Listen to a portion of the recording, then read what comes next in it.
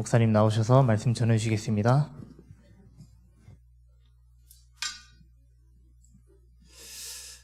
우리가 말씀을 받을 때 또 예배 시간에 그 순서 하나하나를 한번 생각해 보십시오. 왜 신앙 고백을 시작을 하고 또 찬송을 하고 또 말씀을 받고 또 기도를 하고 이렇게 하는지 그 의미를 한번 잘 생각해 보시고요. 또 우리가 그 신앙 고백을 할 때도 전능하사 천지를 만드신 하나님 아버지를 내가 믿사오며 그 예아들 우리 주 예수 그리스도를 믿잖아요. 예수님의 일대기에 대해서 신앙 고백이 다 나와 있습니다. 동정녀 마리아에게서 나시고 본디오 빌라도에게 심판을 받으시고 십자가에 죽으셨다가 3일 만에 부활하셨고 지금은 승천하셔서 하나님 우편에 앉아 계시고 재림지로 심판지로 다시 오실 것이니까, 그럼 이 신앙 고백을 할 때 이 신앙 고백 속에는 성경 66권이 다 들어있거든요. 그럼 그것을 생각하면서 믿음으로 그걸 기억하면서 고백하면서 그 말 그대로 신앙 고백이 돼야지 입술로 그냥 애우는 것으로 그렇게 하면 의미가 없습니다. 신앙 고백이라고 표현을 했어요, 사도신경을. 우리의 신앙은 내 믿음은 이거단 말이죠. 찬송을 할 때도 마찬가지입니다. 천지에 있는 이름 중 귀하고 높은 이름, 나시기 전에 이미 지은 그 이름 예수, 이걸 알고요. 어느 정도냐, 어제나 오늘이나 영원토록 변함없는 그 이름, 지금도 그 이름으로 우리에게 참복을 내리신다. 그 가사 하나하나를 묵상해보고 찬양하는 거하고, 그렇구나, 오늘 가사가 이거구나, 저 화면에 뜨니까, 그래가지고는 사실 그 찬양 아닙니다. 그래서 신앙 고백을 할 때 또 찬양을 할 때 가사 하나하나를 묵상해보고 믿음으로 해보세요. 그때 사실 치유 일어나거든요. 물론 말씀 받을 때도 치유가 일어나지만 우리가 신앙 고백할 때 하나님 영광 받으시고 흑암이 무너집니다. 여러분 믿으십시오. 사도신경이 뭐 부적처럼 불신자가 사용하는 종교인이 쓰는 주문처럼 그런 게 아니고, 정말 내가 믿음으로 신앙을 고백하면 하나님 영광 받으셔요. 성령이 역사하셔요. 흑암 무너져요. 찬양도 마찬가지입니다.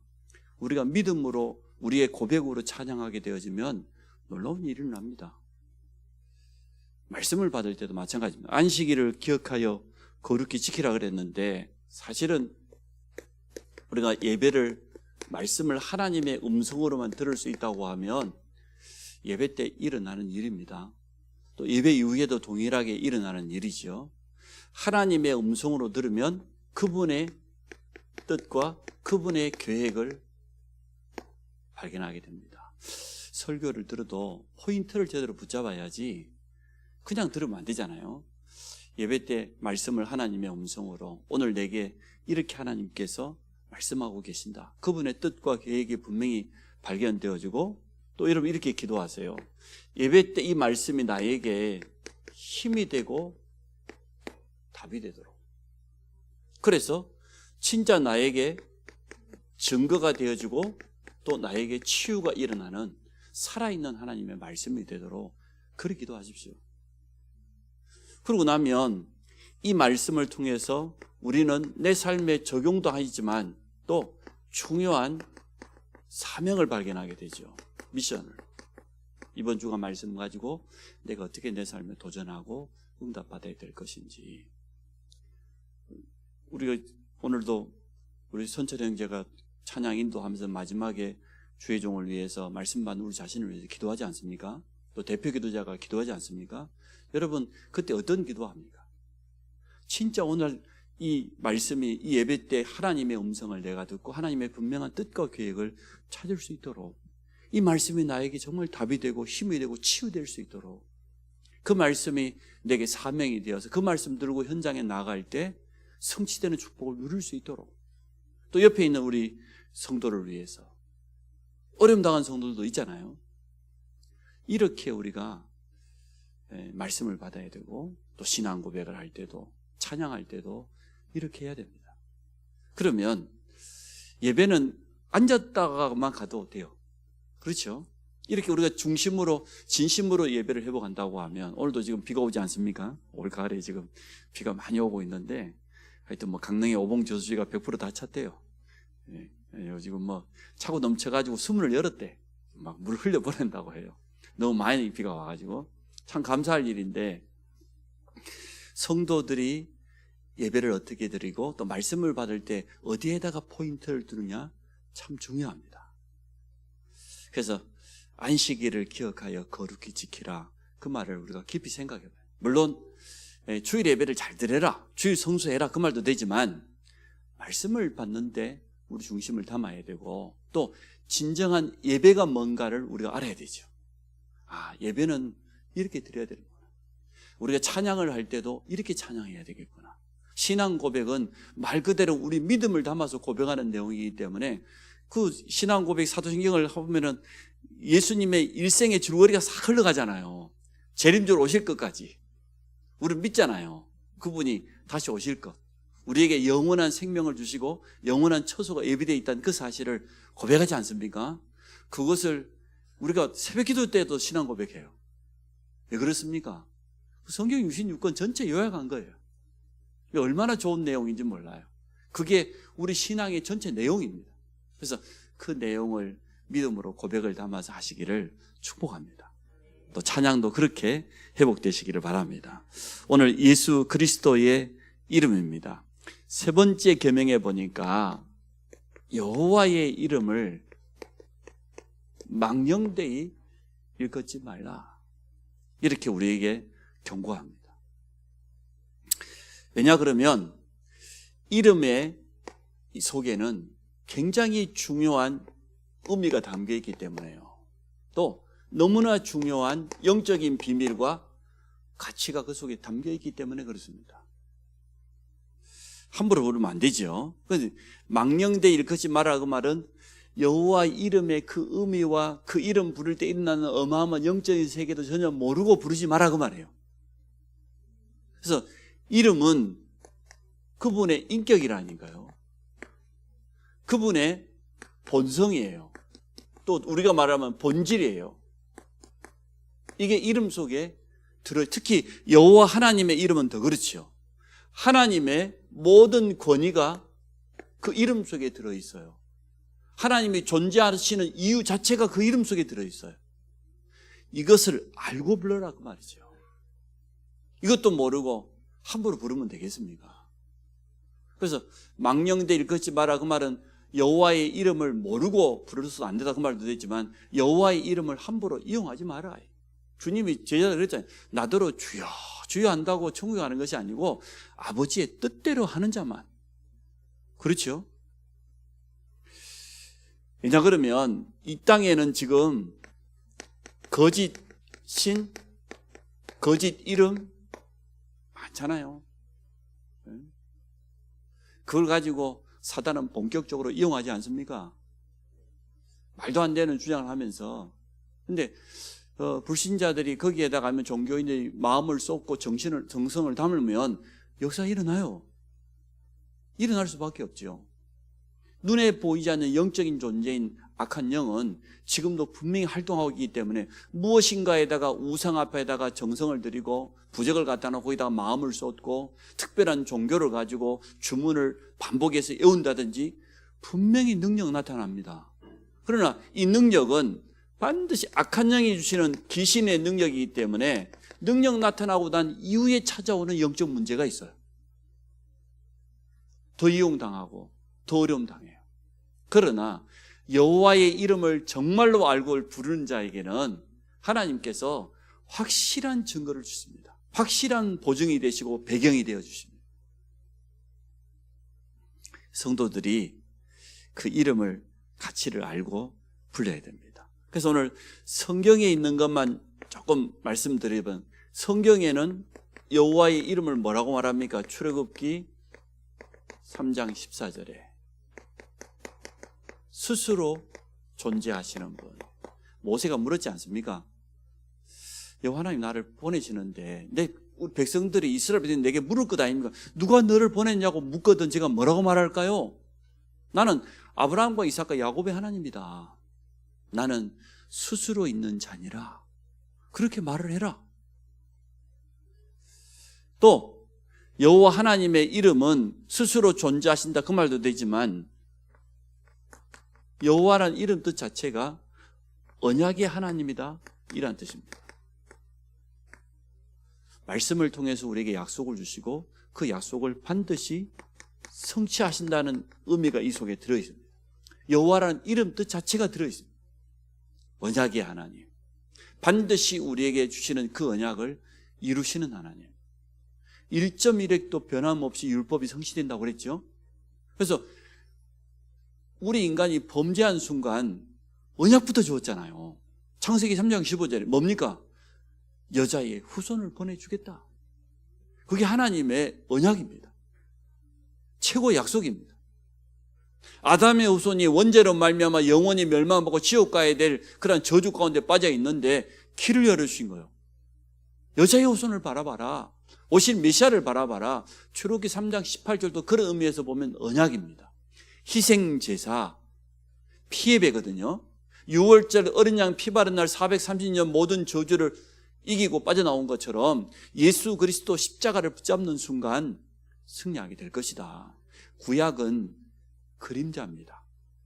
예언입니다. 성취되지 않았어요. 여자의 후손이 아직 오지 않았는데 여자의 후손이 올 것이라고, 오실 그 여자의 후손 언약을 붙잡으라고, 메시아를 붙잡으라고 그랬어요. 그분이 오시면 우리 대신 십자가 지실 것이라고, 피 흘리실 것이라고, 그것을 양을 대신해서 보여준 거예요. 그 언약, 그림자인데도 그 예언을 붙잡은 사람들은 다 승리했어요. 가나안 땅에 언약 붙잡은 자는 다 승리했어요. 포로로 잡혀간 현장에서도 다니엘이 하루 3번씩 예루살렘을 향하여 창문을 열고 기도했다 그 말, 언약을 잡았다 그 말이에요.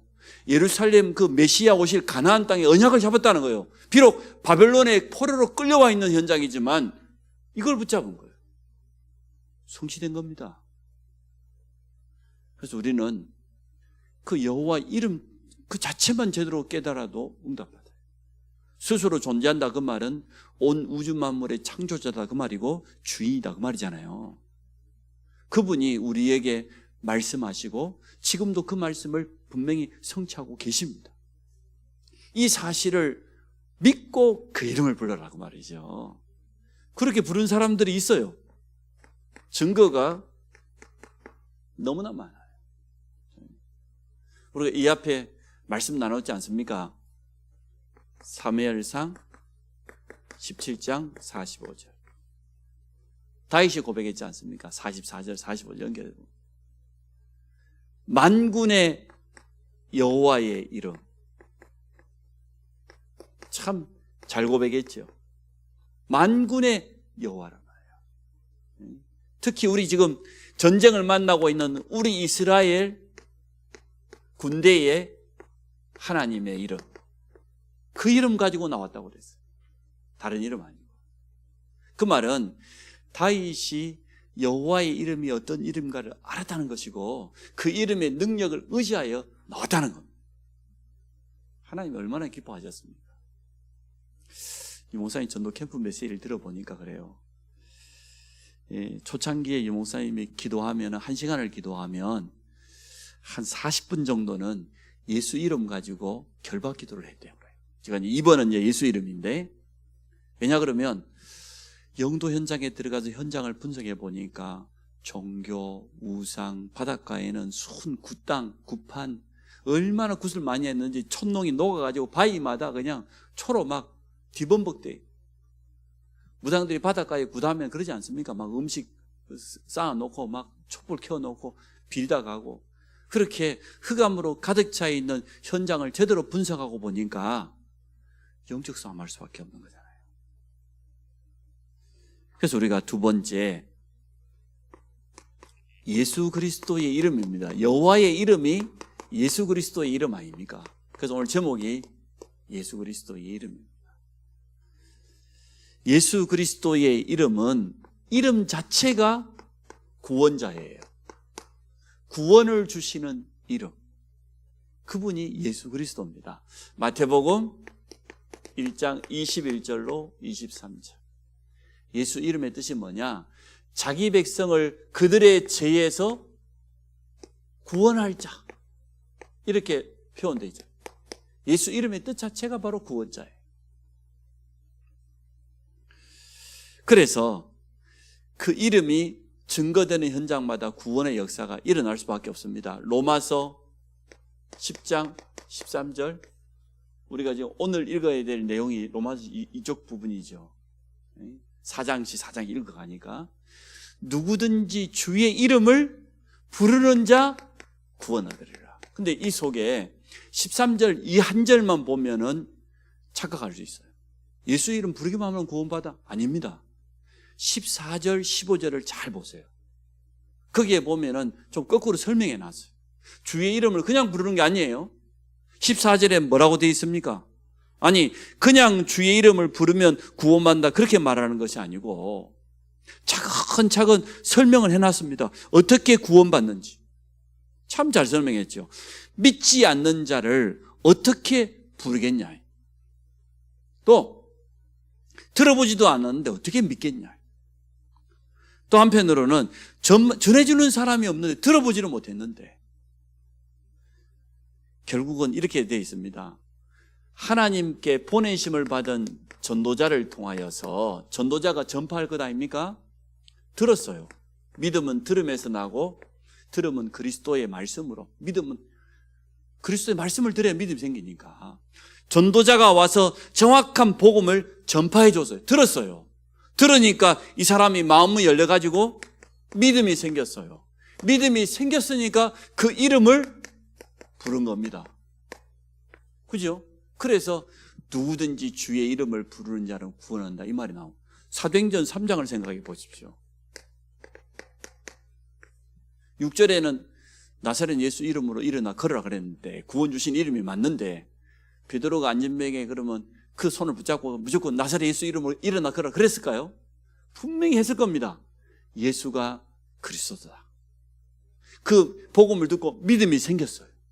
그래서 그 이름으로 일어나 걸으라는 거죠. 이걸 전부 무시하고 누구든지 주의 이름 부르면 구원받는다. 말이 안 되는 거죠. 그래서 예수 그리스도는 유일한 구원을 주시는 이름입니다. 두 번째, 그 이름은 우리에게 우리 기도에 응답 주시는 이름입니다. 성경에 말해놓고 있지 않습니까? 요한복음 14장 14절에 내 이름으로 무엇이든지 구하면 내가 응답하겠다. 예수 그리스도 이름으로 구해야 돼요. 기도 응답의 열쇠입니다. 마태복음 16장 18절로 20절에 네가 땅에서 무엇이면 하늘에서 땅에서도 무엇이 풀면 하늘에서 풀려. 그 천국 열쇠의 이름이 바로 누굽니까? 예수 그리스도의 이름입니다. 뿐만 아니요, 그 이름은 완전한 권세가 나타나는 이름이에요. 구원받은 성도에게 주어져 있는 권세 있거든요. 영접하느냐 곧 그 이름이 하나님의 자녀가 되는 권세를 주셨는데 이렇게 말했는데, 주님이 제자들을 부르자마자 하시는 말씀이 마가복음 3장 13절로 15절 아닙니까? 함께하게 하며 전도도 하며 귀신을 내어 쫓는 권능도 있게 하려 하십니다. 마가복음 16장 17절에 똑같아요. 내 이름으로, 다른 이름이 아닌 내 이름으로 귀신을 쫓아내며. 근데 먼저 뭐라고 해요? 믿는 자들에게는.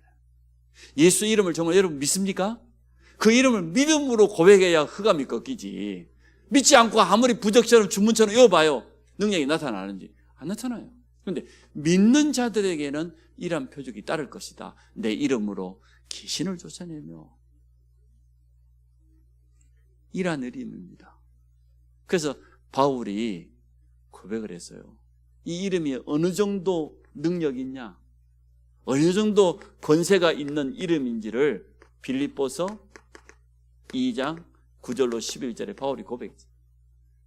천지에 있는 이름 중 귀하고 높은 이름 그랬는데 맞습니다. 모든 이름 위에 뛰어난 이름을 주었다. 그게 예수 이름이에요. 어느 정도 뛰어난 이름이냐? 모든 자들이 무릎 꿇을 수밖에 없는 이름이에요.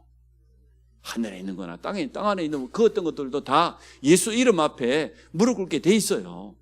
무릎 꿇을 뿐만 아니라 그 이름 앞에 주라고 시인하여서 영광을 돌릴 수밖에 없어요. 모든 입들이 예수를 주라고 고백할 수밖에 없는 그 이름이에요. 이 사실을 알고 불러야 된다고 말이에요. 지금 우리가 구약에서는 여호와의 이름을 망령되 일컫지 말라 그러는데 결국 그 이름이 예수 그리스도 이름인데 그 비밀도 모르고 의미도 모르고 부른다고 하면은 아무런 능력 나타나지 않습니다. 그런데 그 이름은 우리에게 영원한 구원을 주신 이름이고 그 이름으로 응답하시는 이름이고 우리를 승리케 하는 능력의 이름이다 그 말이에요. 그래서 바울이 이 고백한 것 아닙니까? 모든 자들이 무릎 꿇을 수밖에 없는 이름이다. 빌립보서 3장 21절입니다. 만물이 복종할 수밖에 없는 그 이름, 그 이름을 우리에게 주었다고 그랬어요. 예수 이름을 마음껏 부를 수 있는 그런 권세가 있습니다. 얼마나 큰 축복인지 모릅니다. 제가 이번에 명절 때 고향교회 가봤어요. 새벽에 아침에 일어나서 기도하다가 가보니까 교회 문이 열려 있어. 1층에는 식당이고 2층, 3층이 본당이거든요. 옛날 생각이 참 많이 났어요. 우리가 보면은 그 토요일 되면 권사님들 몇 분이 청소하러 와요. 근데 청소하기 전에 여기 앉아가지고 한참 기도하고 청소합니다. 참 자세가 참 귀하죠. 근데 또 이 강단 안에 올라오면 잘 못 올라와. 이래가지고 이 설교단 이거 좀 닦는데 한참 또 기도하고 올라오시고 제가 기도하고 있는데 그 옆에 와서 기도하신 분이 있더라고요. 그러니까 그 생각이 났어요. 옛날에 참 우리 여자 집사님들, 권사님들은 교회를 참 소중하게 여기고 또 강단에 한번 올라가는 것을 참 귀하게 생각하고 왜냐하면 그 의미와 가치를 아니까. 성구 하나를 청소할 때도 그렇게 했었는데 우리가 어찌 보면 이걸 율법적으로 해석한다기보다 그 속에 있는 하나님의 중요한 의미가 있잖아요. 언약계에 그 의미가 있는 것 아닙니까? 그래서 우리는 오늘 이 사실을 알고 여호와의 이름을 부르고 또 예수 이름을 부르시기 바랍니다. 그럼 오늘 본문이 이해되어지죠? 오늘 전도자 바울을 통하여서 예수 이름이 증거됐는데 어떠한 일이 일어났는가? 오늘 그게 이제 본문 내용입니다. 이번에 전도 캠프를 통해서 우리 현장에서 누려야 될 응답이요 축복입니다. 자, 언제나 한 번도 빠짐없이 전도운동, 생명운동이 일어날 때 생명운동과 함께 현장에 치유운동이 일어났어요. 또 한편으로 흑암이 완전 무너지는 무릎 꿇는 그런 역사가 일어났습니다. 성경 곳곳에 보니까 그런 역사가 계속해서 일어났어요. 안진뱅이 사건 보십시오. 베드로와 요한이 가가지고 말이야 성전 묘에 안진뱅이 예수 그리스도 말했더니 이 사람이 구원받고 다리가 펴지고 모든 유대인들이 다 알고 있는 사람인데 그런 역사가 일어났습니다. 사도행전 8장 4절로 8절에 보면 빌립 집사가 가가지고 사마리아 땅에 그 저주의 땅에 가서 복음 전했더니 많은 사람에게 붙었던 더러운 귀신이 나가고 또 많은 중풍병자와 안진뱅이까지 나왔다고 그랬어요. 사도행전 9장에 보니까 베드로가 저 요바에 갔는데 말이에요. 다비다라고 하는 여제자가 옷을 잘 만드는 기술이 있었던 것 같아요. 많은 가부들 어려움 당한 사람들에게 속옷도 지어주고 겉옷도 지어주고 근데 그 다비다가 죽었어요. 갑자기 병들어서. 그러니까 속옷 겉옷 얻어 입었던 여자들이 가만히 있습니까? 울고 불고 야단당해. 베드로 보고 막 우리를 이렇게 많이 도와줬던 다비다가 지금 죽었다고 애통하고 베드로 다 나가라. 시끄럽다. 그리고 기도하지 않습니까? 다비다 살아나서 안 살아났습니까? 살아나잖아요. 이렇게 복음이 증거되는 현장마다 치유의 놀라운 역사가 계속 사도행전 16장 16절 18절 귀신들로 점하는 여종 예수 그리스도 이름으로 내가 내게 명하노니 그에게서 나오라 하니 즉시 귀신이 떠나갔잖아요. 이렇게 언제나 생명운동이 일어나면 함께 치유운동이 일어납니다. 또 전도자들은 자기가 복음 전하러 갔다가 자기가 치유받고 오기도 해요. 감사할 일이죠. 이번에 캠프 때 이러한 역사가 일어나게 될 겁니다. 그래서 여러분 캠프 현장에서 여러분 자신이 치유받고 응답받으시길 바랍니다. 제가 우리 사역자들에게 전도 캠프 준비 3가지라는 메시지를 한 5번이 들어보라고 했잖아요. 사람 캠프. 이게 이제 분석이 끝나야 돼요. 2번째가 사건 캠프. 세 번째가 현장 캠프 아니든가. 그대로 하면 됩니다. 그 메시지 하나만 붙잡아도 한 달 내내 캠프할 수 있으니까 그대로 하면 됩니다. 자꾸 들어보세요. 완전 우리 속에 각인될 때까지. 오늘 이러한 사건이 전도 현장에서 일어났습니다. 오늘 우리가 읽었습니다만 12절에 보니까 11절에 하나님이 바울의 손으로 놀라운 능력을 행하게 하시니 12절에 심지어 사람들이 바울의 몸에 손수건이나 앞치마를 가져다가 병든 사람에게 얹으면 그 병이 떠나고 악기도 나가더라. 표적과 기사, 과학으로 의학으로 설명할 수 없는 그러한 하나님의 능력을 의미하지요. 복음 전하는 현장에 이런 역사가 일어난다는 겁니다. 자, 그런데 이제 진리와 비진리입니다. 이게 이제 현장에서 드러나는 거예요. 예수 이름을 오늘 이용하는 사람들이 있어요. 망령되 일컫는 거죠. 그 의미도 모르고 그 이름이 완전한 구원자요, 응답 주신 의미요, 우리에게 완전한 승리케 하신 능력의 이름인데 그것도 모르고 오늘 본문에 나옵니다. 13절에 이에 돌아다니며 마술하는 어떤 유대인들이 시험 삼아 악기 들린 자에게, 바울에게 손수건만 갖다 해도 병도 낫고 악기도 떠나갔다 그랬잖아요. 그랬더니 돌아다니며 마술하는 어떤 유대인들이 시험 삼아 악기 들린 자에게 주 예수의 이름을 불러 말하되 내가 바울이 전파하는 예수를 의지하여 너희에게 명령하노라. 14절에 구체적으로 나오죠.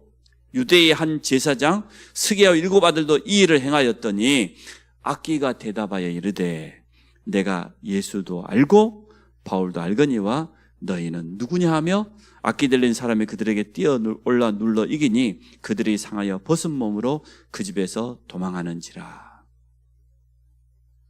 참과 거짓은 결국은 드러납니다.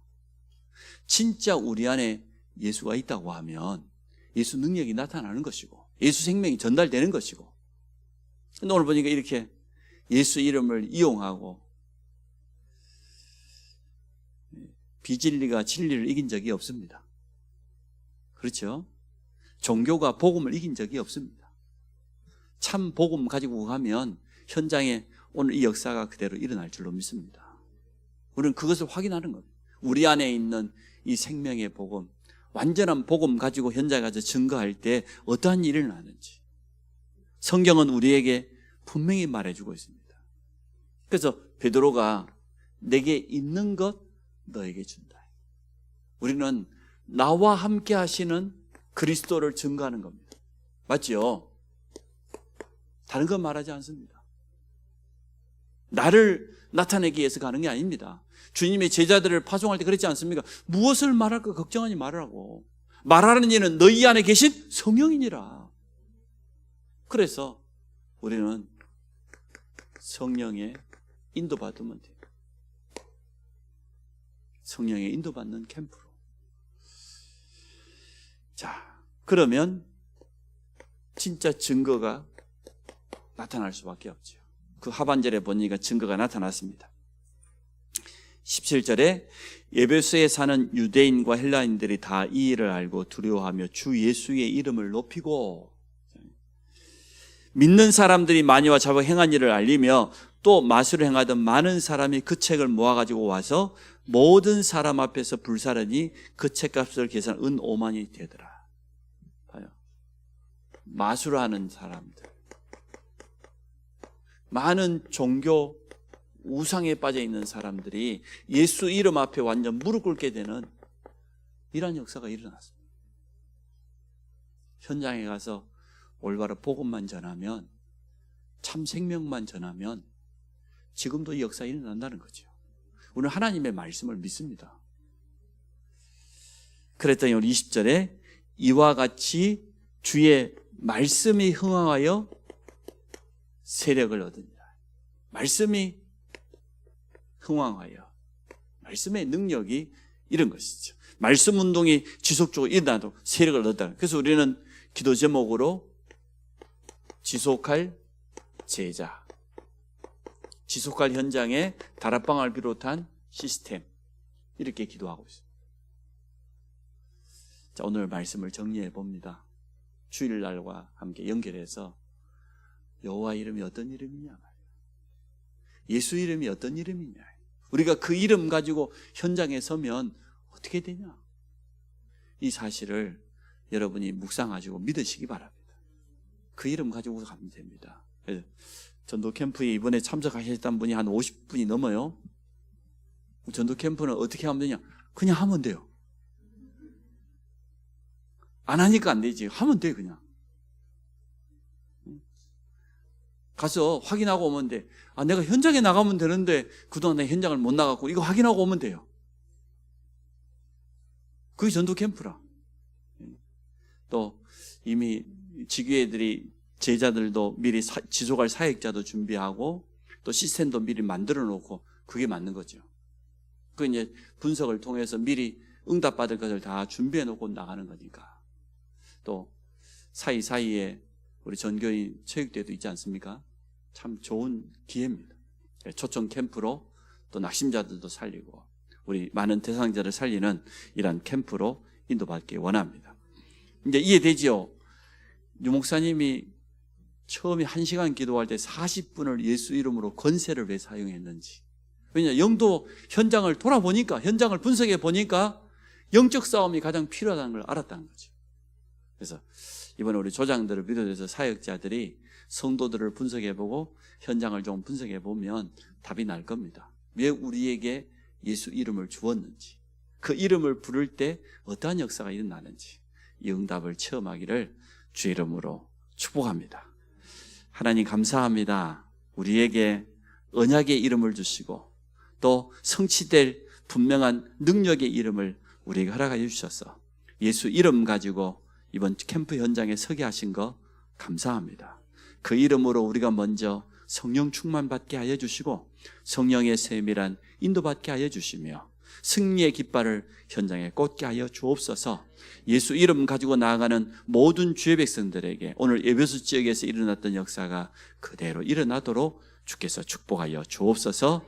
예수 그리스도 이름으로 기도합니다.